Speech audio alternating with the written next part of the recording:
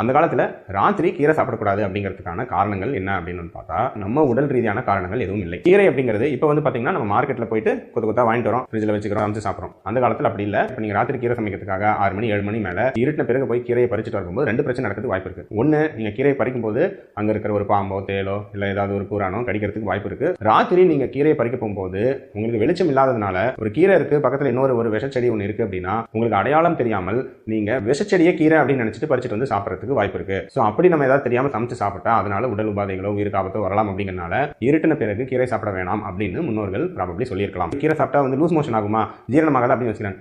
இருக்கிறதுலயே நாம ராத்திரி கல்யாணத்துக்கு போயிட்டு கண்டபடி சாப்பிட்றோம். பஜ்ஜி போண்டா கட்லெட்டு நல்ல பிரியாணி இதெல்லாம் விடவாங்க கீரை ஜீரணமாகாம இருக்க போது அதெல்லாம் ஒன்றும் கிடையாது. நாம் இப்போ புதினா சட்னி சாப்பிட்றோம், கொத்தமல்லி சட்னி சாப்பிட்றோம், அதுவும் ஒரு வகையில் கீரைகள் தானே.